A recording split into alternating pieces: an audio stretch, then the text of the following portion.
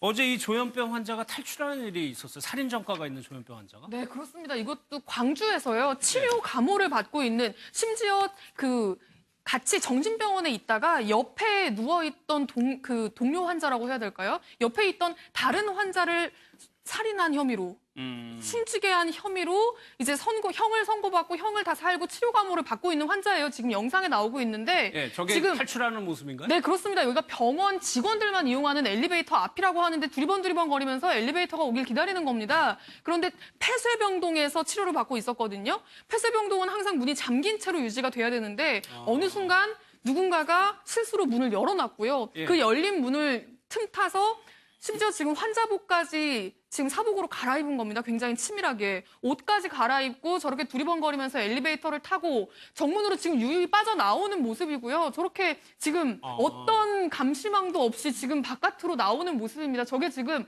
어제 저녁 7시 30분의 모습이고요. 예. 저렇게 나가고 나서 밤사이 동안 인근 경찰이 온 군데를 수색했는데 잡지 못했고 예. 결국에는 조금 전에 저 영상이 오늘 오전 11시 30분에 경찰이 공개를 했거든요. 11시 30분에 저 영상이 공개되고 나서 아마 저 줄무늬 티셔츠를 알아본 행인의 신고로 검거는 지금 된 상태입니다. 예. 그럼 보호관찰소에서 어떻게 운영이 되고 있는지도 저희가 한번 좀 얘기를 들어봤는데 한번 좀 보겠습니다.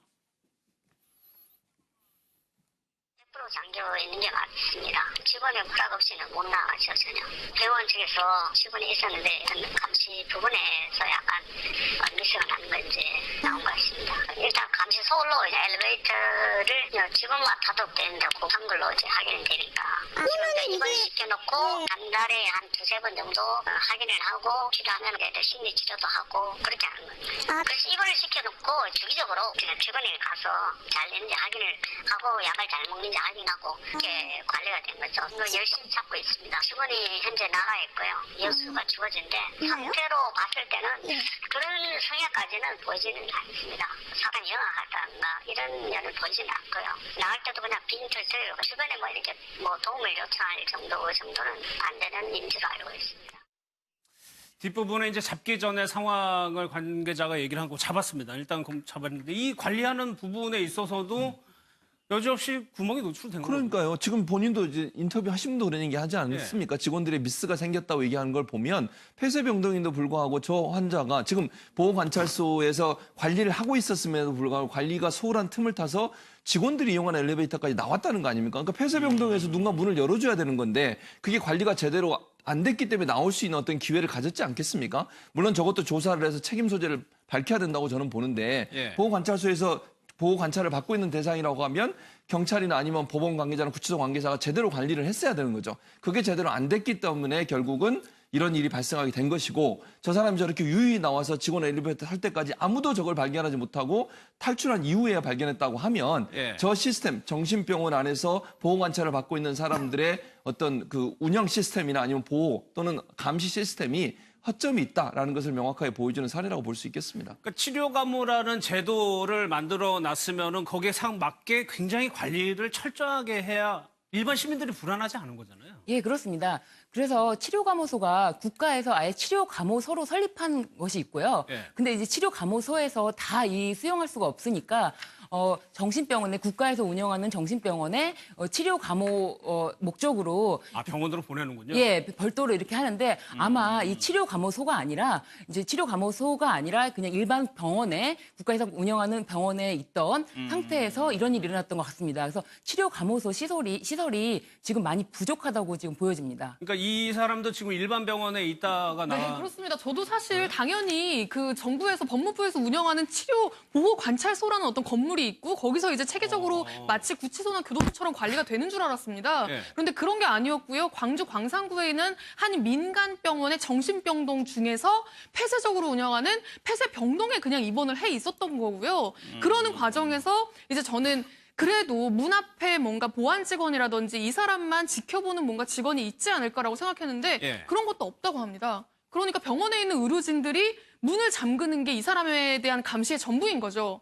그러니까 그 병원 의료진들이 문을 조금이라도 열어놓거나 관리가 소홀하면 언제라도 나올 수 있는 그런 상황인 건데 이게 위험한 건 뭐냐면요. 폐쇄병동이잖아요. 폐쇄병동에 있을 때는 전자발찌, 지금 이 사람에 대해서 전자발찌 명령이 내려져 있거든요.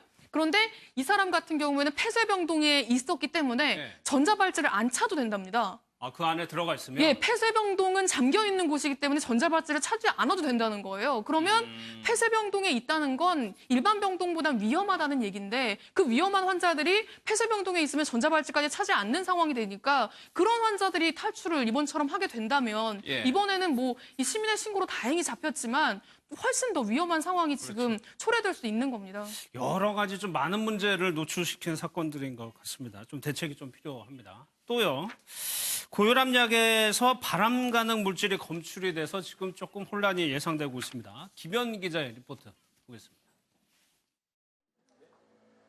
식품의약품안전처가 중국산 발사르탄 성분이 들어간 고혈압약의 판매와 유통을 금지했습니다. 발사르탄이란 혈관 수축 호르몬을 억제해 혈압을 낮추는 성분인데 일부 중국산 발사르탄에서 2급 발암 가능 물질이 검출됐기 때문입니다. 식약처는 유럽의약품안전청도 해당 제품의 회수를 결정했다며 소비자 보호를 위해 국내에서도 판매와 유통을 중단했다고 설명했습니다. 식약처의 갑작스러운 발표에 고혈압 환자들은 일대 혼란에 빠졌습니다. 우리도 딱 당황하죠. 그렇잖아요. 아무것도 모르고 지금 먹고 있는 거니까. 처방전만 주고 그러면 우리는 약국에서 사가지고 먹을 수밖에 없지 않아요. 약사들도 놀라긴 마찬가지입니다. 우리도 놀래는 게 중요해요. 아무 지침도 없고 어떻게 해야 되는 것도 없고 우리도 상황을 몰라. 국내에서 판매와 유통이 중지된 고혈압약은 82개사 219개 품목. 해당 제품들은 모두 전문 의약품으로 약을 구하려면 의사의 처방전이 필요합니다. 당국이 처방을 금지했기 때문에 발사르탄 성분이 포함된 고혈압약이 추가로 판매되지는 않을 것으로 보입니다. 다만 발사르탄 성분이 들어있는 약을 복용 중인 환자라면 약 성분을 확인한 뒤 서둘러 의사와 상의해야 합니다. 이번에 문제가 된 제품의 명단은 식약처 홈페이지에 게시된 보도자료를 통해 확인할 수 있습니다. 식약처는 의심되는 부작용이 발생하거나 이상 징후가 나타날 경우 한국의약품안전관리원 전화나 인터넷 홈페이지를 통해 신고할 것을 당부했습니다. MBN 뉴스 김현입니다.